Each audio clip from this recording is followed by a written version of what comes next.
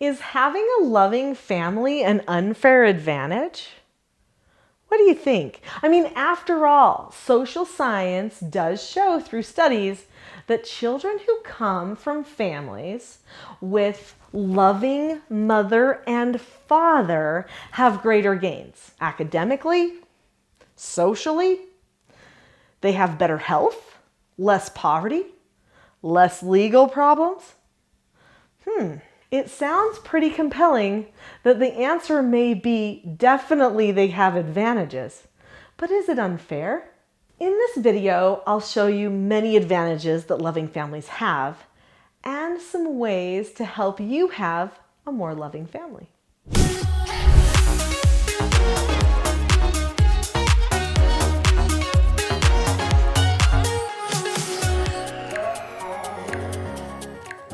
So what constitutes a loving family? In a loving family, family members are committed to each other.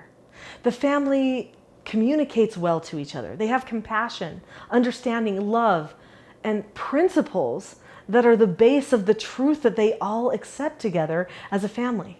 That's what it really means to be loving. Husbands and wives would not divorce if their family was loving.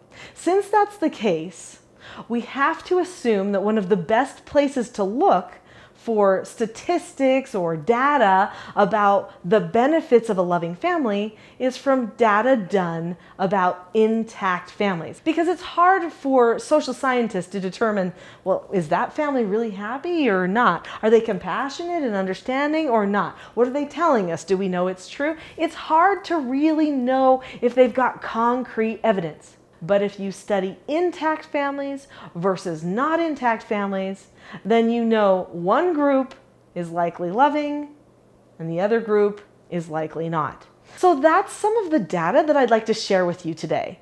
I want to talk about what does science show us about having a happy family. And then we're going to talk about how to make sure we can have happy, loving families of our own. Loving families positively affect children and adults. Yes, adults. So how are adults affected by a loving family? Well, obviously, they're hopefully not getting divorced, but do you know they're more productive? I get the opportunity sometimes to do family training, parenting, teaching, self-government training for big corporations and organizations. In fact, sometimes when they bring me in to talk to their groups, I'll ask them, why would this software company, this Fortune 500 software company, want to bring me in to talk about parenting to their employees? Well, the head of the company said, Nicholeen, we need you because we know that if our employees have good family relationships, then they'll do better at work. They'll get along better with people in the office. It's true. They will be happier overall and have a better sense of well-being. And guess what? It's true. Adults are greatly impacted by having a loving family environment. And big businesses, smart organizations know it. They invest the time and sometimes even the money to have somebody come and help their employees, their leaders in the industry have better lives overall. So that then business is even better. Now there's something interesting about these business leaders, these people who perform better in business and have happier families. Did you know that their capacity expands even more, even further than family and business? They serve in their churches. They serve in their communities on school boards and other things. They have an incredible capacity to do good because they're freed from any drain from their home life. So what about the children? We know that adults have great impact from having a loving family. But what about children? Well, there are a lot of studies that show the effects of children in intact families versus children in not intact families. So that means that children who have mothers and fathers who no longer love each other and the impact that that has on the children versus the children who the parents are committed to each other and there's enough love there that at least keeps the family intact and going. Maybe we can't determine exactly how loving they are in every single home, but this gives us a gauge.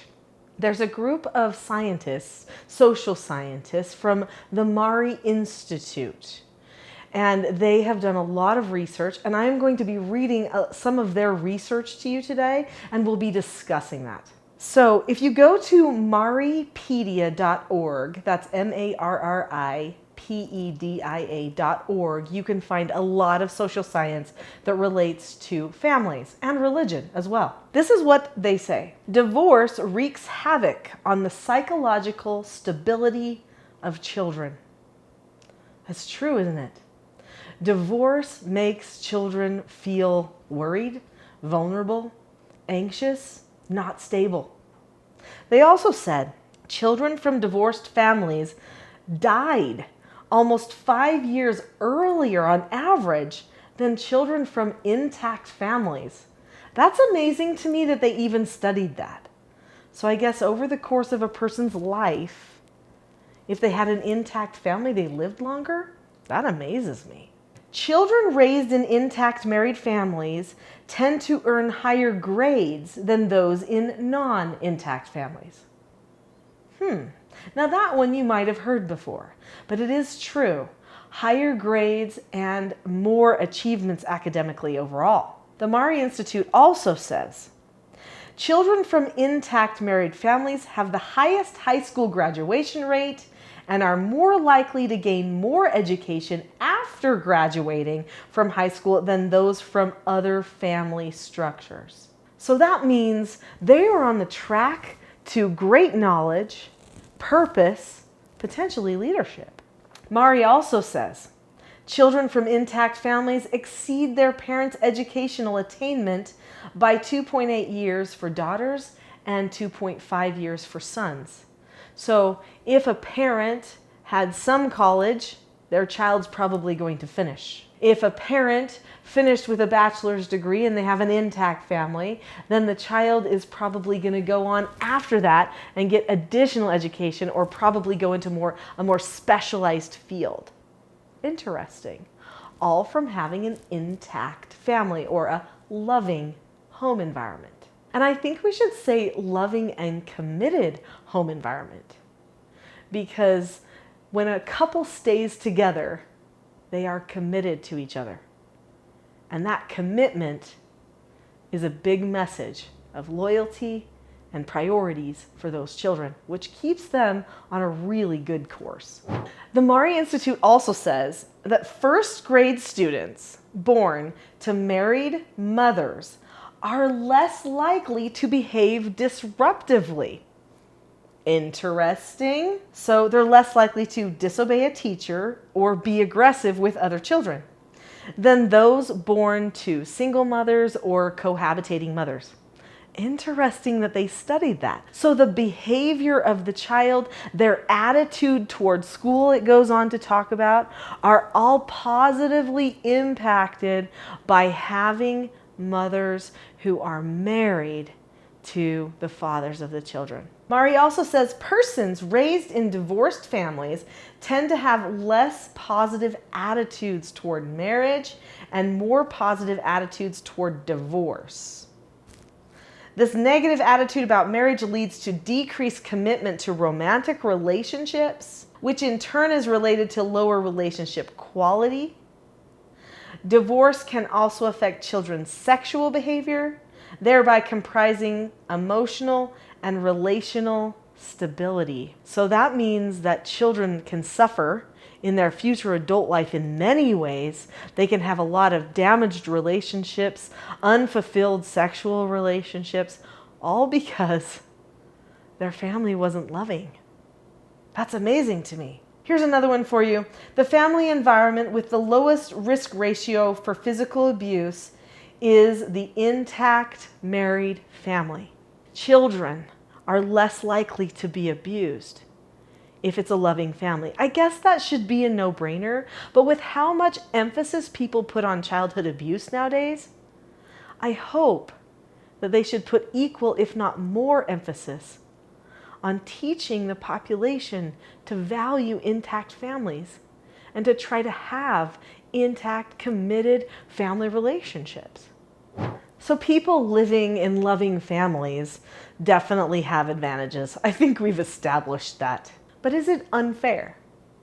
Is it an unfair advantage? No. Because life's not fair.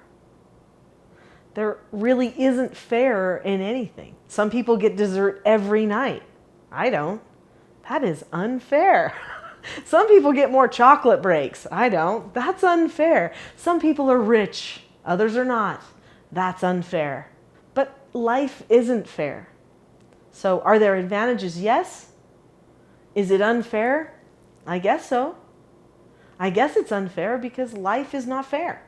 So I think the biggest question we need to be asking ourselves is, how do we make a loving family? What are some of the things that we can do to create a loving family of our own? Let's talk about that. We can learn some lessons from people who have loving families.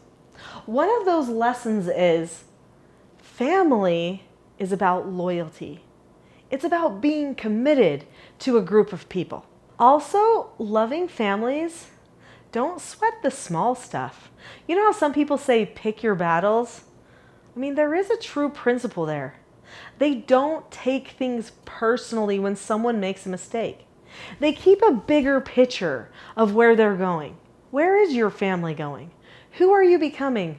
Surely that has to be more important than who forgot to get their chore done that morning, or who didn't wake up on time to pick up somebody for carpool.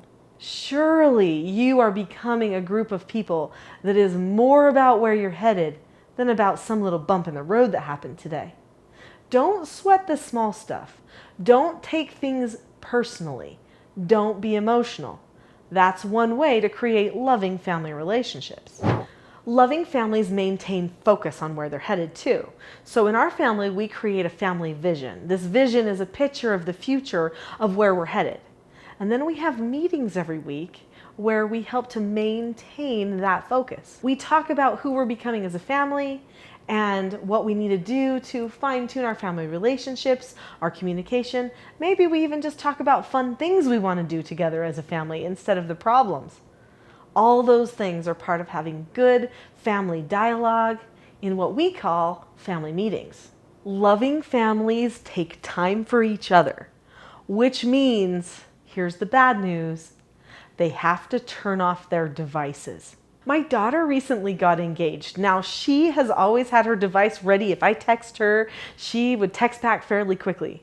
But since she's been engaged, and the guy that she's getting married to is not so much of a technology guy when he's with people, which I love, she doesn't get back to me in a split second anymore. I might send her a text and I might have to wait for a while. I like that. That makes me happy. That means she's putting the focus on her relationships that she should. They're developing a good, strong bond with each other. That's what people do when they start families. They put everybody else in the world aside. Why then, after a little while, do we start bringing in all the technology and putting that first every night instead of our spouses and our children and their needs? Those are bad trends. We've got to work hard to deliberately overcome them, give ourselves no answers, and not think about those devices. Put them away. Spend time with family. To make sure that they have enough time together, loving families put all of the social that's happening outside of the family second, and the social that happens with the family or in the home first. You know your family is a social group, right? You don't have to have friends every day. Your children don't have to be with friends every day because they already have friends at their house. I told my children when they were little, they would always ask, "Can I play with a friend? Can I play with a friend?" And I would say, "We can, but not today, but I want to play with a friend." And I would say, "Then you are in luck because I birthed you friends. There are other people in this house that you can play with." And they go, "Oh, that's true." So put the social that's happening outside the home in second place. Put the digital in third place, but put the family in first place. Priorities. Loving families have priorities. Loving families deliberately plan for success. So this means they do it on purpose. They don't just see what happens. And they develop the skills that they need to reach that success plan as well. In order to do this, they've got to be constantly learning, growing, and analyzing that family. The next video you are going to want to watch is all about creating more loving family relationships. It's called, How Can You Improve Your Relationship with Your Family? Watch that video next so that you can learn more about how to strengthen these family bonds.